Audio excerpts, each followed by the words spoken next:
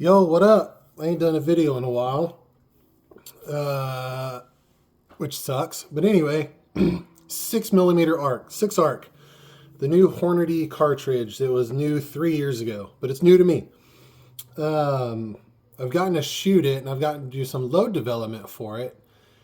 And the 6 arc that I've shot is a PSA AR15 Lower, just the regular one, with a CMMG 16-inch barrel upper. And even though it's a CMMG upper, it's not the normal CMMG upper. And what I mean by that is Midway USA gets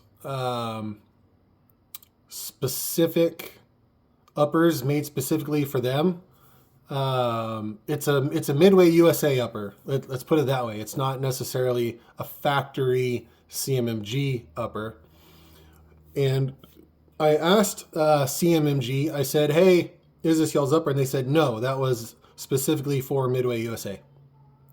The barrel, the bolt carrier group, and the receiver is all CMMG, but the handguard is a Midway USA handguard. So I guess that's what their version of it is. So to me, hey, it's a CMMG upper. Anyway, long story, didn't mean to go in that depth.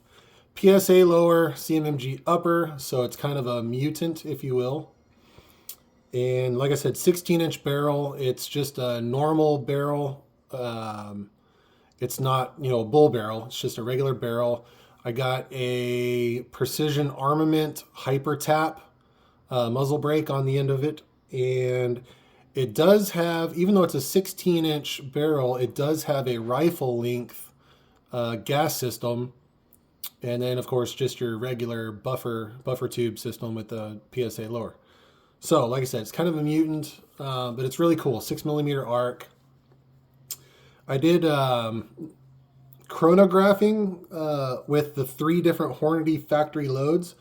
The match, the black, and the Precision Hunter, all of it. And roughly, let's just say, all factory loads in my 16-inch barrel get between 2,500, 2,600 feet per second, which is, I thought was kind of slow, but out of a 16-inch barrel, that's what you get. So here what you see in front of me are the different bullets that I have tested. Right here, just in case y'all can't see it, right here we've got the 95 grain SST, the 103 grain ELDX, 90 grain ELDX, 80 grain CX, and the 90 grain CX. Now, again, with my rifle, every rifle is different when it comes to accuracy. Every rifle. And every rifle might be ammo picky too. So CMMG uppers might not all like Precision Hunter ammo. One might like black, one might like the match. All rifles are different when it comes to ammo, right? All right, good. Let's get that out of the way. Now, after doing I did ladder testing with these 5 bullets to find my nodes before I did my accuracy testing. With accuracy testing, what I did was I took 3 or 4 nodes with each bullet. And so I did a 3-shot group or a 4-shot group. Let me rewind. 3 different shots per charge weight. So if I had, say, 3 nodes, I would do 3 shots per node. So let's say 30 grains, I would do 3 shots of 30 grains, 3 shots of 28 grains, 3 shots of 29 grains. For example, it's not what I did. That was for example. So I either did 3 different charge weights or 4 different charge weights for these bullets. And you'll be able to tell by the number of groups I shot. So for this one, I did 3 groups, and it was the 95 SST. So here you'll see my groupings. Low, high, medium. What does that mean? That would be my charge weight. So of my 3 groups, this would be my low charge weight. This would be my medium charge weight. This would be my high charge weight. Even if they were 0.2 of a grain difference, just low, medium, high. It's very simple to do.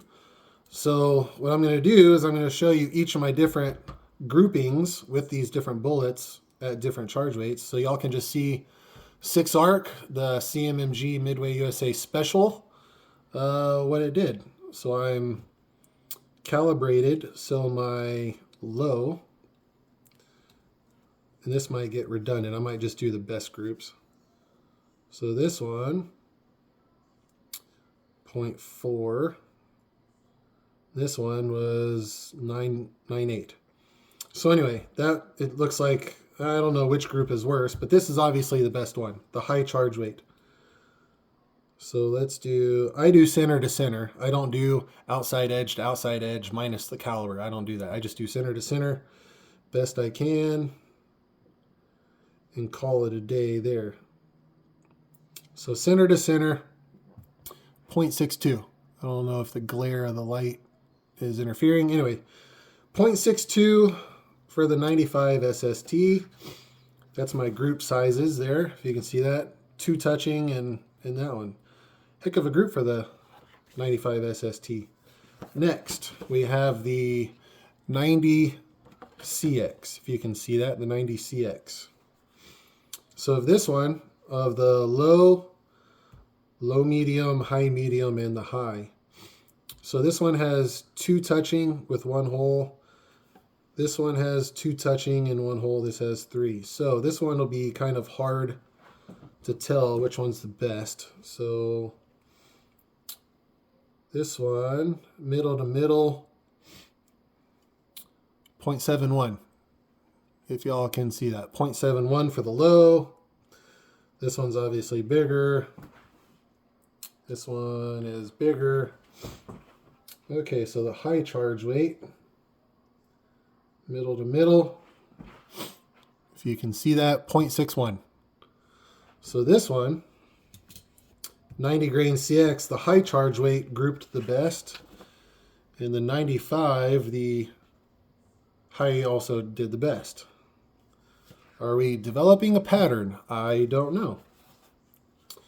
So that, and also notice this is a 4-shot group. So I did a 4-shot group of the 90 CX. And that's what it looks like here. Get a little closer so you can see. Not too bad. In this one, 2 holes, 1 hole, right there. This one is 2 holes, 1 hole. So you can see that. All right, that was the 90 CX. So this one, a 4-shot group. This is the 90 ELDX. Let's take a quick look at it real quick. Very large group. Not so great. Hey, we're getting pretty good, and we're getting dead gum good for the 90 ELDX. So let's see here. Middle to middle. Roughly right there. 0.72. If you can see, 0.72. Let's go here to here. 0.70. You can see 0.70. And obviously bigger and bigger. So 0.70 for the 90 ELDX. Not bad. 2 good groups. Not bad. All right, and the 4th one is the 80 CX, if you can see that. And this is what it looks like on the back of the paper. This is the front of the paper. All right. Not a bad group there. That's an okay group. It opened up pretty good, and dang, look at that thing open up. All right, so what do we do on the 80 CX? Let's see here. Middle to middle, 0.68. I know the glare. Let's go this way. That's roughly the exact same 0.68, or if that's what I just did. And that's Pretty dead close to 0.68 also. And 6.3. All right, so 6.8 is that group. Middle to middle. Let's do 0.71. Y'all can see 0.71. 0.71, 0.68. That is not bad for the 80CX. All right, so here's just a recap to show you all the different targets. And this was the only one that I did a 3-shot group. Oh, dang it. You know what I did not bring up here? I did not bring up here the target for this stinking guy. Well, what is this stinking guy if you can't see because of the glare? 103 ELDX. I did a 4-shot group, and all 4 groups basically look like this right here. Absolutely terrible. Even though I did a ladder test with that bullet, and the 4 groups that I did showed the best nodes, but it's still group terrible, which makes sense because all 3 factory ammo from Hornady, the black, the match, and the Precision Hunter, they all group 2 inches or more. And I forget off the top of my head what each grain weights those are, but they're 105 and 108. I know for sure. I don't know which is which, but they're all 103 or heavier. Let's just put it that way. So my rifle obviously does not like 103 grain or heavier. It likes 90 or 80. But in saying that, the 95 SST, it actually liked that too. And I forget what group size I said that was, but 2 touching with 1 little off. Let's do that again.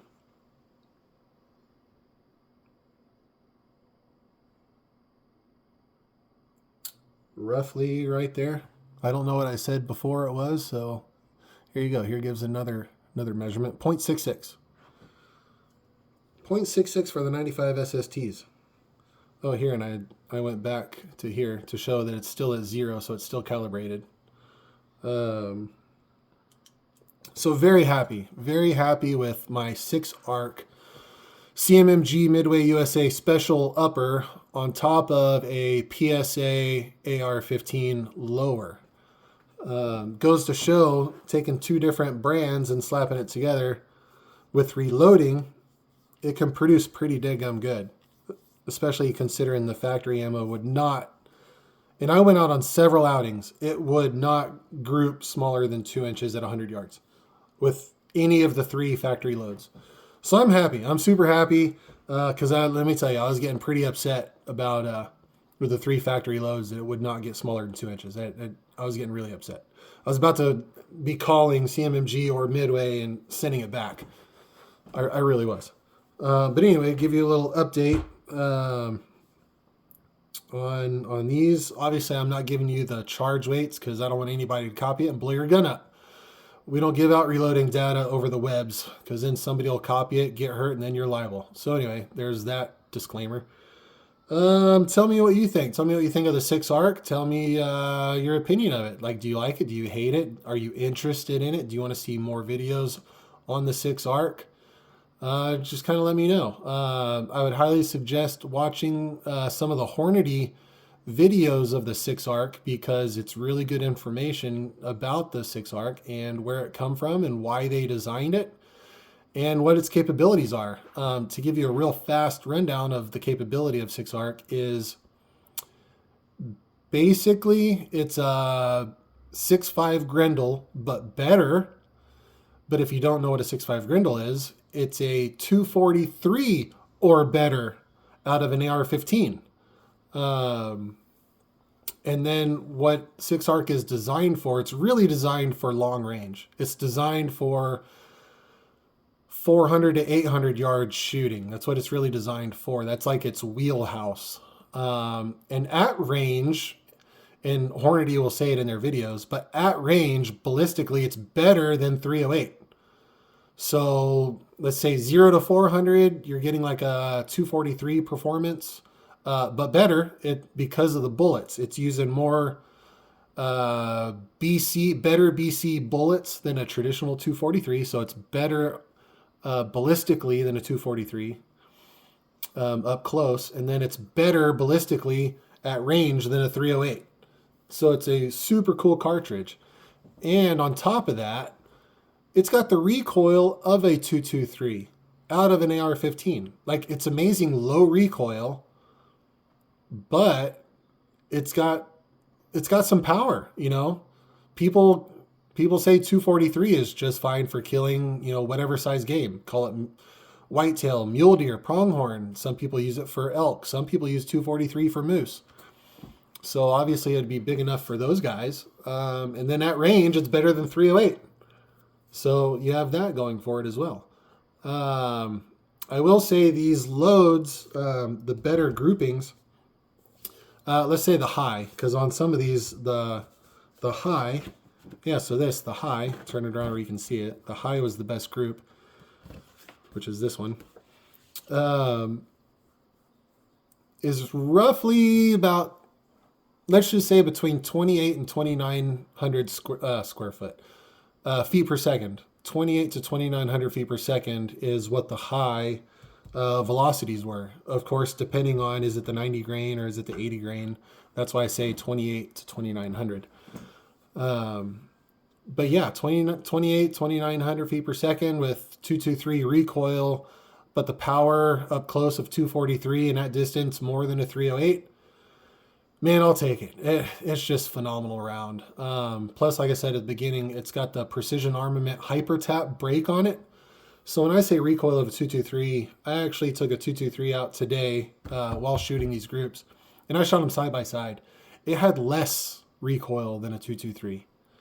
It's super similar, like you really don't notice, but it is. It's lighter. So there's that. Anyway, guys, again, let me know what you think of the 6 ARC. If you want more on the 6 ARC, I'm super fascinated by the round, and I highly suggest y'all look into it. It's super cool, and some of the people that are using it out of a bolt gun, man, they're getting phenomenal accuracy, velocity at long range. A lot of people use the 6 ARC for long range competitions. Again, out of a bolt gun, using like a 26 or 28 barrel. But it is. 6 ARC has really become one of the top cartridges on the long range shooting circuits. So again, look into it. Let me know your thoughts, and appreciate it, guys.